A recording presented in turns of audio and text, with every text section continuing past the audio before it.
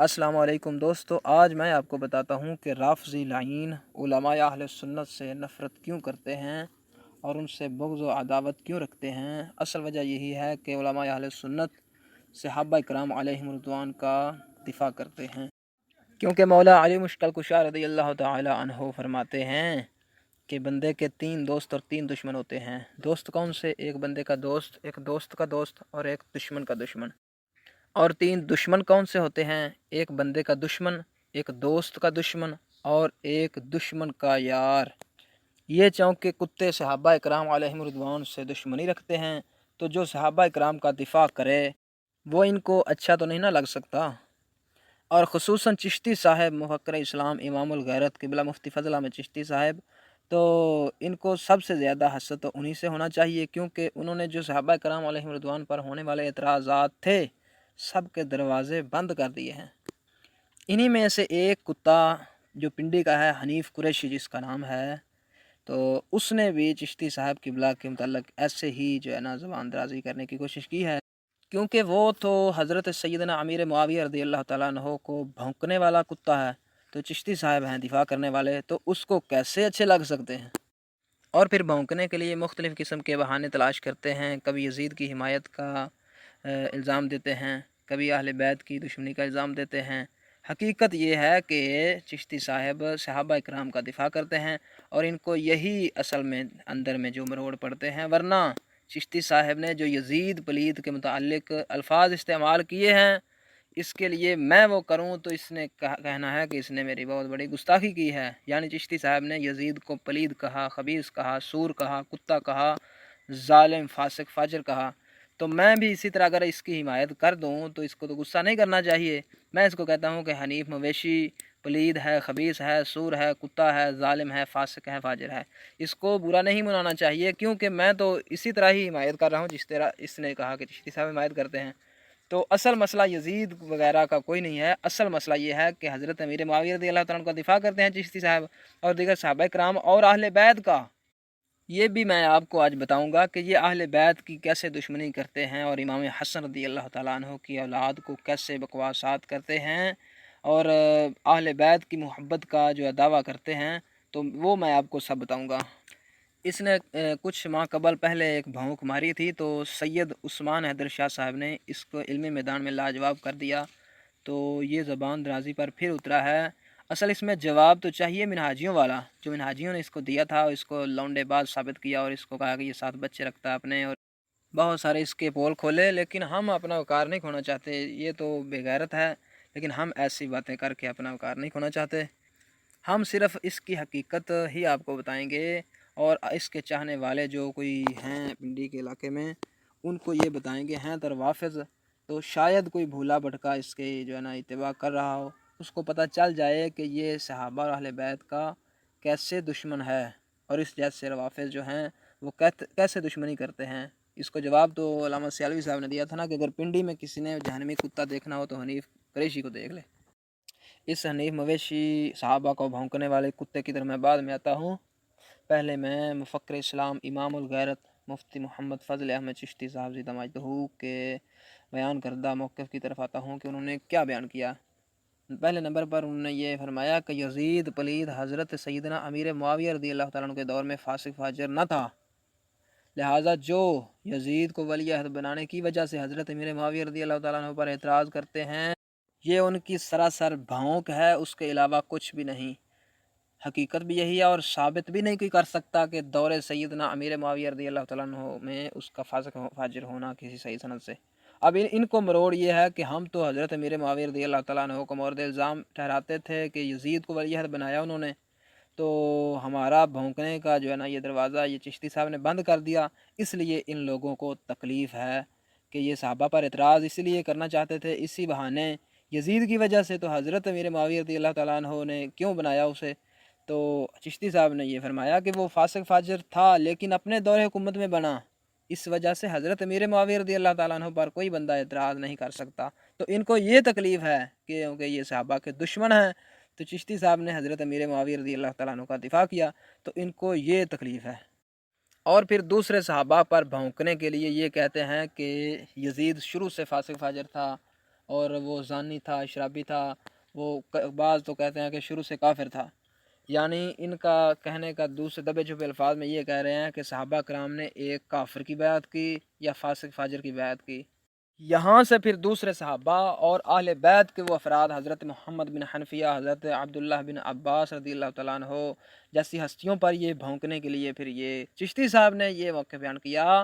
کہ یزید کی بیعت جن حضرات نے کی ان کا اپنا اجتہاد تھا، اور جنہوں نے انکار کیا ان کا اپنا اجتہاد تھا، اور یزید کی بیعت سے انکار کا سبب کسی نے بھی اس کا فسق و فجور نہ بتایا، لہٰذا اس وقت وہ فاسق فاجر نہیں تھا۔ جن صحابہ نے بیعت کی وہ اپنے اجتہاد پر درست تھے، اور جنہوں نے نہ کی، انکار کیا اولاً، وہ اپنے اجتہاد پر درست تھے۔ اب یہاں پر چشتی صاحب کے یہ موقع بیان کرنے کی وجہ سے دوسرے صحابہ پر اور اہل بیت پر بھونکنے کے لیے ان کے پاس کوئی اب بہانہ نہ رہا، اس لیے یہ دشمنان صحابہ چشتی صاحب سے بغض رکھتے ہیں۔ اور پھر آگے کئی نیم رافضی کتے بھونکتے ہیں کہ معاذ اللہ صحابہ کرام نے جان کے خوف سے بخوف جان یزید کی ملعون بیعت کی، یعنی ملعون بیعت جان کے خوف سے۔ لانتیو، یہ مجھے بتاؤ کہ جو جنگ بدر میں 313 ہو کر ہزاروں کے مقابلے میں آ جائیں وہاں تو رخصت پر عمل نہ کریں، اور یزید جیسے لونڈے کے سامنے انہیں رخصت پر عمل کرنا تھا۔ کچھ شرم کرو، حیا کرو، تم اہل سنت کا لبادہ اوڑھ کر صحابہ کی اس طرح گستاخیاں کرتے ہو۔ دوسری بات مجھے یہ بتاؤ کہ یزید پلید کی بیعت اگر اس وقت ملعون تھی تو ملعون بیعت لینے والے کون تھے؟ صحابہ تو مجبور ہو کر آپ کے بقول انہوں نے بیعت کی، تو حضرت امیر معاویہ رضی اللہ تعالیٰ عنہ پر یہ کیا الزام لگانا چاہتے ہو؟ یہی تمہارا مشن ہے رفض بڑھاؤ ٹیم کا، کہ اگر ہم ایسی بات کریں گے تو لوگ صحابہ پر بھونکیں گے کہ جی حضرت امیر معاویہ رضی اللہ تعالیٰ عنہ نے فاسق فاجر کو بنا دیا، ملعون بیعت لیتے رہے اور صحابہ ملعون بیعتیں کرتے رہے، بس امام حسین پاک نے بیعت نہ کی، اگر کر لیتے تو اسلام دنیا سے ختم ہو جانا تھا۔ یہ بھی ان کی بھونک ہے کہ اسلام ہی دنیا سے مٹ جانا تھا، بیعت کر لیتے اس وقت اور مدینہ شریف سے تشریف لے جا کر کوفہ کی طرف نہ تشریف لے کر جاتے تو اسلام ختم ہو جانا تھا۔ یہ اب پھر آگے سے بھونکتے ہیں کہ اب اسلام ختم ہو جانا تھا، اسلام ختم ہوتا دے کر صحابہ جو جانیں بچاتے رہے اور امام حسین پاک نے دین بچا لیا۔ افسوس صد افسوس، جو جنگ بدر میں، احد اور خندق میں تو نہ جان بچانے کی سوچی انہوں نے، اور یزید جیسے لونڈے کے آگے جان بچانے کی سوچی اور دین کو ہلاک ہوتا دیکھتے رہے خاموشی سے۔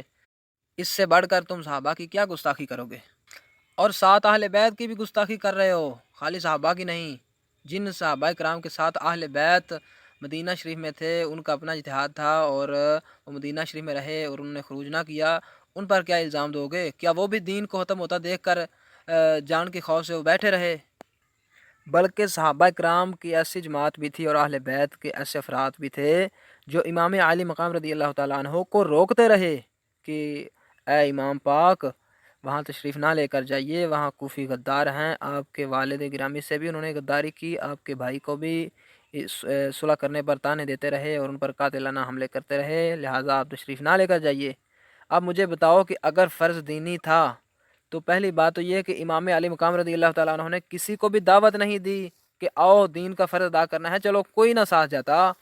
کوئی نہ جاتا، آپ تو اپنا فرض ادا کر لیتے، لیکن آپ نے بھی نہ کیا۔ اب دیکھیں فرض چھوڑنے والا امام علی مقام رضی اللہ تعالیٰ عنہ کو بھی آپ ثابت کر رہے ہیں، اور پھر دیکھیں دین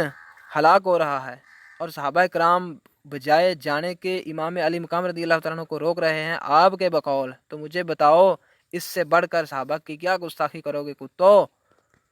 کیا صحابہ سے ممکن ہے کہ ادھر دین ہلاک ہو رہا ہو اور وہ امام علی مقام رضی اللہ تعالیٰ عنہ اپنا دینی فریضہ ادا کرنے کے لیے چلیں اور صحابہ روکیں؟ کیا مجھے بتاؤ رافضی کتوں، کیا صحابہ سے ایسا ممکن ہے؟ یہ بات تو سنی شیعہ سب کتب میں صحیح اسناد کے ساتھ موجود ہے کہ صحابہ کرام میں بعض نے حضرت سیدنا امام علی مقام رضی اللہ تعالیٰ عنہ کو روکا اور اہل بیت کے افراد نے بھی روکا۔ تو مجھے بتاؤ کہ ان اہل بیت پر کیا فتویٰ لگاؤ گے، ان پر کیا بھونک مارو گے کتو؟ لیکن صدقے جاؤں چشتی صاحب کی تحقیق پر، سبحان اللہ، اسے کہتے ہیں امام، کہ انہوں نے ایسا موقف پیش کیا، ایسی تحقیق پیش کی کہ صحابہ کرام اور اہل بیت ہر کسی کی عزت اپنی اپنی جگہ پر محفوظ ہے، اور انہوں نے ہر کسی کا دفاع کیا۔ یعنی انہوں نے فرمایا کہ صحابہ کرام جنہوں نے حضرت سیدنا امام علی مقام رضی اللہ تعالیٰ عنہ کو روکا وہ ان کا بھی مقصد خیر ہی تھا، خیر پر ہی تھے، اور جو نہ اٹھے اس وقت ان کا اپنا اجتہاد تھا، اہل بیت کے جو افراد نہ تشریف لے کر گئے ان کا اپنا اجتہاد تھا، اور امام علی مقام رضی اللہ تعالیٰ عنہ کا اپنا اجتہاد تھا، اور وہ سب مجتہدین تھے، اور مجتہد کو ہر حال میں ثواب ہی ملتا ہے۔ اور پھر آگے میں ان جو نام نہاد اپنے آپ کو بریلوی کہتے ہیں ان سے میں کہتا ہوں کہ اعلیٰ حضرت کا نام لے کر تم لوگوں سے چندہ بٹورتے ہو، اعلیٰ حضرت کی فکر بھی اپناؤ۔ اعلیٰ حضرت کیا فرماتے ہیں کہ فتاوی رضویہ شریف میں آپ فرماتے ہیں کہ امام نے خبیث کوفیوں کے وعدے پر قصد فرمایا، جب ان غداروں نے بدعہدی کی تو قصد رجوع فرمایا۔ اب میں ان جاہلوں سے پوچھتا ہوں کہ اعلیٰ حضرت جو فرما رہے ہیں کہ خبیث کوفیوں کے وعدوں پر قصد فرمایا، یعنی انہوں نے بلایا اور وعدہ کیا حمایت کا، تو تب آپ تشریف لے کر گئے۔ مجھے بتاؤ اگر دین ہلاک ہو رہا تھا تو وہ بلاتے نہ بلاتے امام پر تو فرض ہو جانا تھا۔ یہ ان کی جہالت ہے، ان جاہلوں کی، جو امام پاک پر آگے سنیں کیسے الزام لگاتے ہیں۔ اب دین اگر ہلاک ہو رہا تھا تو اعلیٰ حضرت فرماتے ہیں کہ جب ان غداروں نے بدعہدی کی تو امام نے قصد رجوع فرمایا، اپنے سابقہ اجتہاد سے رجوع فرما لیا، اور اسی اجتہاد کی طرف لوٹے جو مدینہ اور مکہ میں رہنے والے صحابہ اور اہل بیت کا اجتہاد تھا کہ نہیں جانا چاہیے، تو آپ نے واپسی کا ارادہ فرمایا۔ اعلیٰ حضرت تو یہاں تک فرماتے ہیں کہ آپ نے اپنی سواریوں پر بیٹھ کر واپس موڑ لی سواریاں، اعلیٰ حضرت تو یہاں تک فرماتے ہیں۔ تو مجھے بتاؤ کہ ابھی تو اگر یزید کے ظلم کی وجہ سے آپ تشریف لے کر گئے تھے تو ظلم تھا اس کا باقی ہے، فاسق فاجر ہونے کی وجہ سے آپ تشریف لے کر گئے تو وہ تو اسی طرح ہی قائم ہے اپنے فسق پر، اگر آپ کے بقول وہ اس وقت فاسق فاجر تھا تو اب اس کا ظلم بھی باقی ہے، وہ اپنے حال پر قائم ہے، ابھی کچھ ہوا بھی نہیں، اور امام علی مقام رضی اللہ تعالیٰ عنہ خبیث کوفیوں کی غداری اور بدعہدی کی وجہ سے ہی واپس تشریف لے کر جا رہے ہیں۔ اب مجھے بتاؤ کہ اگر دین ہلاک ہو رہا تھا اور دین ختم ہو جانے کے اندیشے سے آپ تشریف لے گئے اور اس کے خلاف خروج فرض تھا، تو امام پاک اس فرض کو چھوڑ کر کیوں واپس تشریف لے کر جا رہے ہیں؟ بتاؤ رافضی کتو، جواب دو۔ اس سے بڑھ کر آپ امام علی مقام رضی اللہ تعالیٰ عنہ کی گستاخی کیا کر سکتے ہو کہ آپ نے تو امام ادھر اللہ حضرت فرما رہے ہیں کہ قصد رجوع فرمایا، واپس آپ نے سواریاں موڑ لیں اور واپسی کا ارادہ آپ کا پختہ بن گیا، تو مجھے بتاؤ تم کہتے ہو کہ فرض ادا کرنے چلے تھے تو فرض تو ابھی ادا ہوا نہیں، تو مجھے بتاؤ کہ امام پاک واپس جو جا رہے ہیں تو بقول آپ کے پھر وہ بھی فرض چھوڑ رہے ہیں؟ معاذ اللہ، معاذ اللہ۔ صدقے جاؤں چشتی صاحب کی تحقیق پر آپ فرماتے ہیں کہ امام پاک اپنے اجتہاد سے جب چلے تو آپ کو جب کوفیوں نے بلایا، لیکن جب ان غداروں نے بدعہدی کی تو وہاں کے حالات نہ رہے تو آپ واپسی تشریف لے جانے لگے، لیکن پھر ابن زیاد بدنہاد ظالم خبیث نے اپنی بیعت کرنے پر امام کو مجبور کیا، لیکن سید الشہداء امام عالی مقام امام الائمہ امام حسین رضی اللہ تعالیٰ عنہ نے جب دیکھا کہ اس کی بیعت اگر میں کوفہ میں رہتے ہوئے کر لوں، کوفی تو پہلے ہی میرے ساتھ ہوں گے، تو جب اس کی بیعت میں کر لوں تو اس کو تو حکومت ادھر بن جائے گی، اور ادھر یزید کی حکومت، ادھر اس کی حکومت، تو مسلمان تو آپس میں فتنہ اور فساد میں مبتلا ہو جائیں گے اور آپس میں لڑ کر مر جائیں گے۔ تو امام علی مقام رضی اللہ تعالیٰ عنہ نے اس پلید کی وہ ملعون بیعت سے انکار کیا اور اس کو منہ پر حق کہہ دیا اور اس پر ڈٹ گئے، اور پھر جابر سلطان کو کلمہ حق کہتے ہوئے نبی پاک صلی اللہ علیہ وسلم کی حدیث مبارکہ پر عمل کرتے ہوئے، جس طرح آپ صلی اللہ علیہ وسلم نے فرمایا کہ بہترین جہاد جابر سلطان کو کلمہ حق کہنا ہے، آپ نے بہترین جہاد فرمایا اور ڈٹ گئے اور ان ظالموں کی بیعت نہ کی، اور ان ظالموں نے آپ کو ظلماً شہید کیا، اور اس وجہ سے آپ سید الشہداء ہیں، یعنی آپ نے اپنی جان پر، اپنے اہل عیال کی جان پر ظلم تو برداشت کر لیا، اور اپنے بڑے بھائی کے نقش قدم پر چلتے ہوئے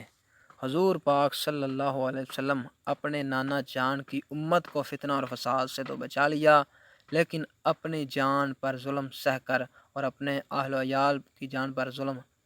جو ہے وہ برداشت کر لیے، لیکن امت کو فتنہ اور فساد سے بچا لیا، اور یہی امام پاک کی شان تھی۔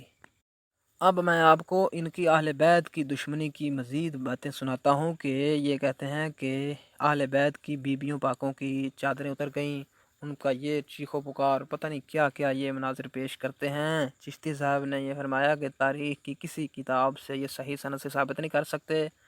کہ یزید نے اہل بیت کی عزت کی چادر اتاری ہو، یہ ممکن ہی نہیں۔ اس سے کیا مطلب کہ لاکھوں یزید بھی مل جائیں تو اہل بیت کی عزت کی چادر نہیں اتار سکتے۔ لانتیو بتاؤ مجھے، اگر اہل بیت کی عزتوں کی چادریں اس دن اتر جاتی تو کیا آسمان قائم رہتا؟ اور پھر امام حسین رضی اللہ تعالیٰ عنہ کو ذرا سا بھی شک شبہ بھی پڑ جاتا کہ میری عزتوں کے ساتھ یہ حال ہونا ہے تو کیا امام پاک عزتوں کو ساتھ لے کے چلتے؟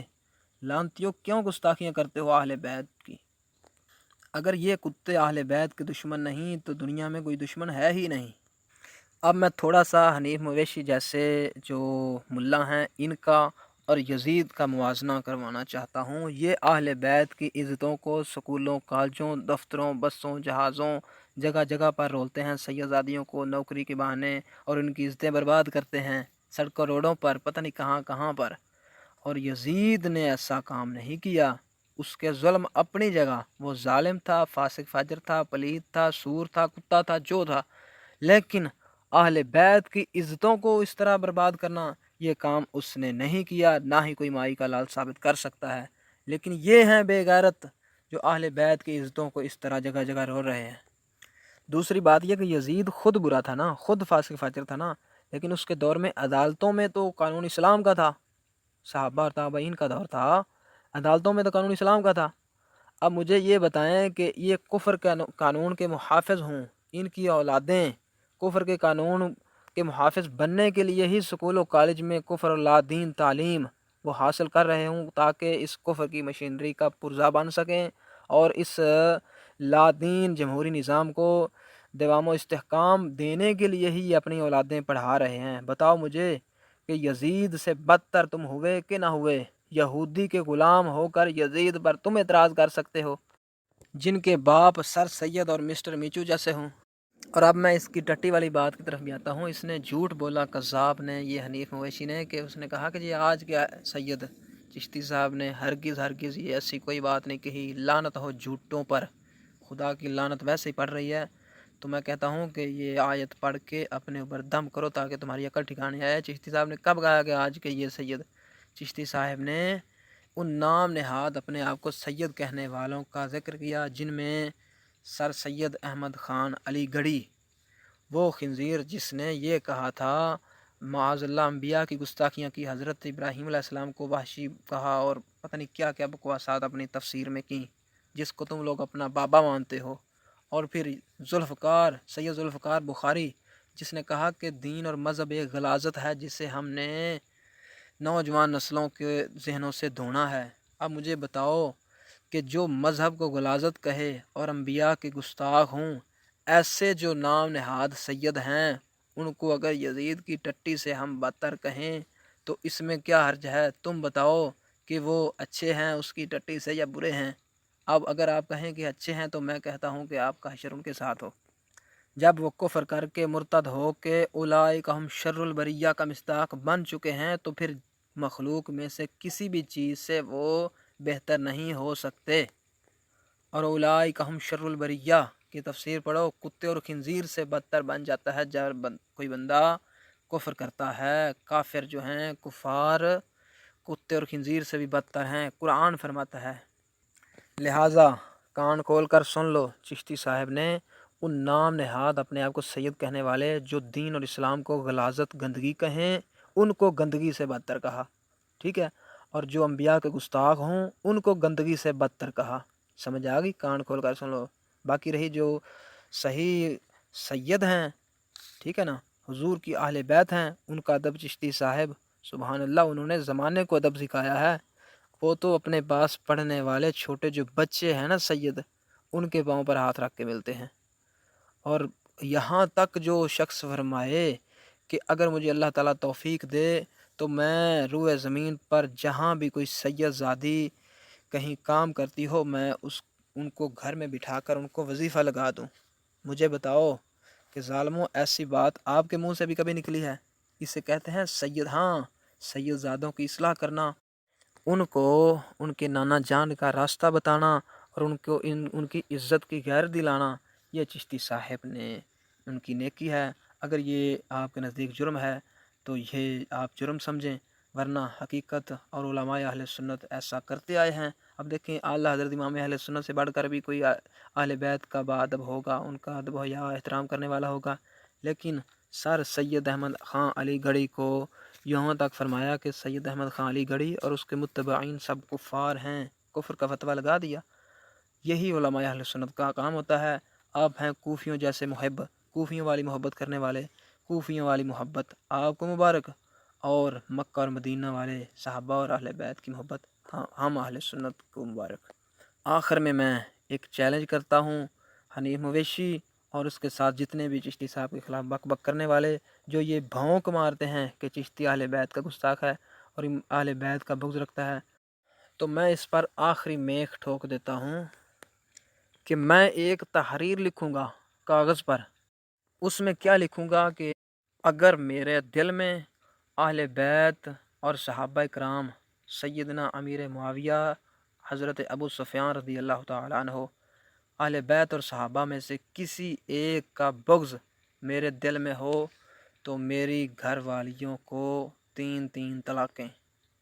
یہ تحریر لکھوں گا۔ حنیف مویشی اس بات کا جواب دے اور اس چشتی صاحب کے مخالفین، اب پتہ چلے گا کہ وہ بکواس کیوں کرتے ہیں، چاہے حجرے والے ہوں چاہے پنڈی والے ہوں، اب پتہ چلے گا کہ وہ بکواس کیوں کرتے ہیں۔ تحریر میں یہ ہوگا کہ میرے دل میں اہل بیت، امام علی مقام رضی اللہ تعالیٰ عنہ اور دیگر اہل بیت کا بغض ہو، اور حضرت امیر معاویہ رضی اللہ تعالیٰ عنہ اور حضرت ابو سفیان رضی اللہ تعالیٰ عنہ کا بغض ہو تو میری گھر والیوں کو 3 طلاقیں۔ حنیف مویشی جواب میں یہ کہے کہ مجھے منظور ہے، میں اس پر دستخط کروں گا، تو چشتی صاحب سے دستخط میں کرواؤں گا۔ حنیف مویشی اگر